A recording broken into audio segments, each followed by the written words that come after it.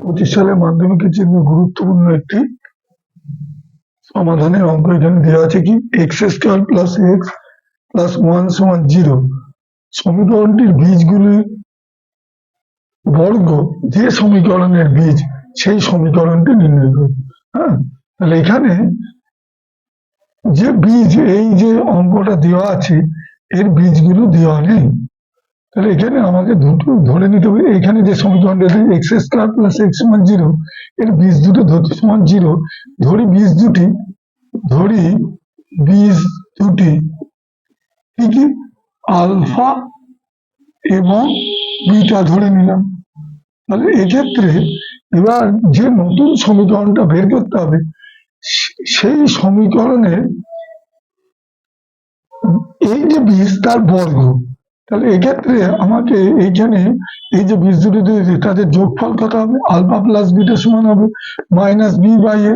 তাহলে minus B বলতে এখানে 1 আছে, তাহলে -1, আর এখানে এ আছে, এই জায়গাটা এ, এই জায়গাটা বি, তাহলে এখানে বি বাই এ মানে -1, আর আলফা ইন্টু বিটা সমান সি বাই এ, তার মানে সি বাই এ মানে কত, এখানে সি বলতে 1, এখানে তাহলে 1/1 মানে 1।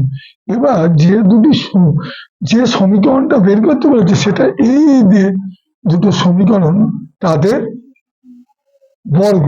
তাহলে এখন নতুন সমীকরণে নতুন যে সমীকরণটি তৈরি হবে, নতুন সমীকরণটির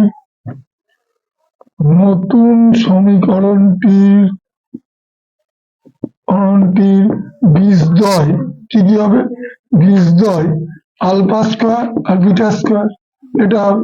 তাহলে এখানে সমীকরণটি কি দাঁড়াবে, সমীকরণটা হবে এক্স স্কোয়ার বীজদ্বয়ের যোগফল alpha square plus beta square x into alpha square into beta square into 0। তাহলে এখানে যদি করি এক্স স্কোয়ার, এখানে alpha square plus beta square x plus এখানে আলফা ইন্টু বিটার হোল স্কোয়ার সমান 0।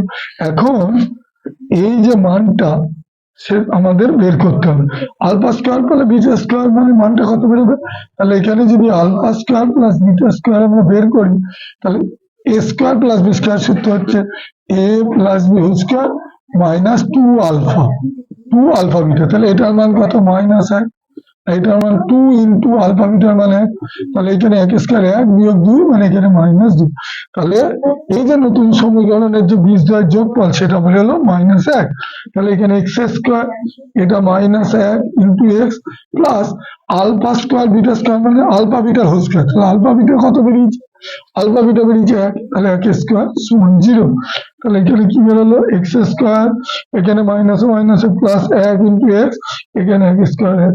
তাহলে যে সমীকরণটি বেরোলো সেটা হলো x square plus x plus 1 সমান 0। এইটাই হলো নতুন সমীকরণের যে নতুন সমীকরণটি হয়ে গেল এইটা। প্রথমে আমার বীজ দুটি ছিল আলফা বিটা, এবার দ্বিতীয় ক্ষেত্রে এই যে বীজদ্বয় ওদের বর্গ, তাহলে বর্গ মানে এই নতুন যে সমীকরণ তার বীজদ্বয় আছে আলফা স্কোয়ার বিটা দিয়ে সমীকরণটা একই বেরিয়ে গেল।